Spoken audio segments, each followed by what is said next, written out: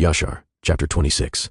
And in the 59th year of the life of Yitzchak the son of Avraham, Rivkah his woman was still barren in those days, and Rivkah said unto Yitzchak, Truly I have heard, my Adoni, that your mother Sarah was barren in her days until my Adoni Avraham your father prayed for her, and she conceived by him. Now therefore stand up, pray you also to Elohim, and he will hear your prayer, and remember us through his mercies. And Yitzchak answered his woman Rivkah, saying, Avraham has already prayed for me to Elohim to multiply his seed. Now therefore this barrenness must proceed to us from you. And Rivkah said unto him, But arise now you also and pray, that Yahweh may hear your prayer and grant me children. And Yitzchak hearkened to the words of his woman, and Yitzchak and his woman rose up, and went to the land of Moriah, to pray there and to seek Yahweh. And when they had reached that place, Yitzchak stood up and prayed to Yahweh on account of his woman, because she was barren. And Yitzchak said, O Yahweh Elohim of heaven and earth, whose goodness and mercies fill the earth, you who did take my father from his father's house and from his birthplace, and did bring him unto this land, and did say unto him, To your seed will I give the land. And you did promise him, and did declare unto him, I will multiply your seed as the stars of heaven, and as the sand of the sea. Now may your words be verified, which you did speak unto my father. For you are Yahweh Eloheinu. Our eyes are toward you to give us seed of men, as you did promise us. For you are Yahweh Eloheinu, and our eyes are directed toward you only.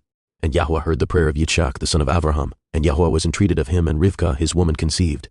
And in about 7 months after the children struggled together within her, and it pained her greatly that she was wearied on account of them. And she said to all the women who were then in the land, Did such a thing happen to you as it has to me? And they said unto her, No. And she said unto them, Why am I alone in this amongst all the women that were upon earth? And she went to the land of Moriah to seek Yahweh on account of this. And she went to Shem and Eber his son to make inquiries of them in this matter, and that they should seek Yahweh in this thing respecting her. And she also asked Avraham to seek and inquire of Yahweh about all that had befallen her. And they all inquired of Yahweh concerning this matter. And they brought her word from Yahweh, and told her, 2 children are in your womb, and 2 nations shall rise from them, and 1 nation shall be stronger than the other, and the greater shall serve the younger. And when her days to be delivered were completed, she knelt down, and behold, there were twins in her womb, as Yahweh had spoken to her. And the first came out red all over like a hairy garment, and all the people of the land called his name Esau, saying that this one was made complete from the womb. And after that came his brother, and his hand took hold of Esau's heel, therefore they called his name Yaakov. And Yitzchak, the son of Avraham, was 60 years old when he begat them. And the boys grew up to their 15th year, and they came amongst the society of men.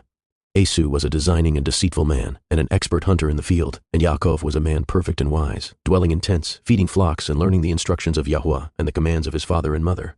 And Yitzchak and the children of his household dwelt with his father Avraham in the land of Canaan, as Elohim had commanded them. And Ishmael the son of Avraham went with his children and all belonging to them, and they returned there to the land of Chavilah, and they dwelt there.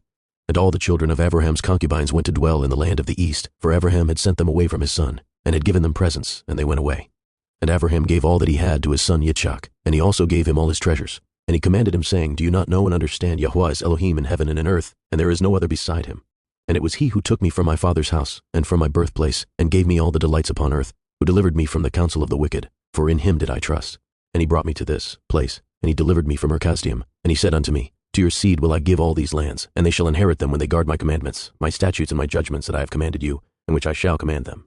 Now therefore, my son, hearken to my voice, and guard the commandments of Yahweh Eloheka, which I commanded you. Do not turn from the right way either to the right or to the left, in order that it may be well with you and your children after you forever. And remember the wonderful works of Yahweh, and his kindness that he has shown toward us, in having delivered us from the hands of our enemies, and Yahweh Eloheinu caused them to fall into our hands. And now therefore guard all that I have commanded you, and turn not away from the commandments of your Elohim, and serve none beside him, in order that it may be well with you and your seed after you. And teach you your children, and your seed the instructions of Yahweh and his commandments, and teach them the upright way in which they should go, in order that it may be well with them forever. And Yitzchak answered his father and said unto him, That which my Adonai has commanded that will I do, and I will not depart from the commands of Yahweh Elohai. I will guard all that he commanded me. And Avraham blessed his son Yitzchak, and also his children. And Avraham taught Yaakov the instruction of Yahweh and his ways. And it was at that time that Avraham died, in the 15th year of the life of Yaakov and Esau, the sons of Yitzchak. And all the days of Avraham were 175 years. And he died and was gathered to his people in good old age, old and satisfied with days. And Yitzchak and Ishmael his sons buried him. And when the inhabitants of Canaan heard that Avraham was dead, they all came with their kings and princes and all their men to bury Avraham, and all the inhabitants of the land of Haran, and all the families of the house of Avraham, and all the princes and grandees, and the sons of Avraham by the concubines, all came when they heard of Avraham's death, and they requited Avraham's kindness, and comforted Yitzchak his son, and they buried Avraham in the cave which he bought from Ephron the Chittim, and his children, for the possession of a burial place. And all the inhabitants of Canaan, and all those who had known Avraham, wept for Avraham a whole year, and men and women mourned over him.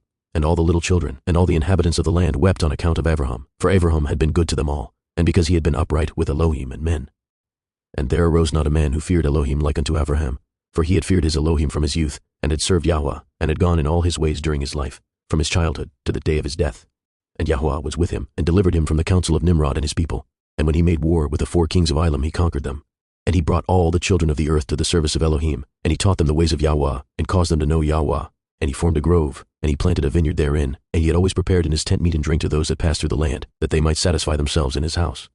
And Yahweh Elohim delivered the whole earth on account of Abraham. And it was after the death of Abraham that Elohim blessed his son Yitzchak and his children, and Yahweh was with Yitzchak as he had been with his father Abraham. For Yitzchak kept all the commandments of Yahweh, as Abraham his father had commanded him.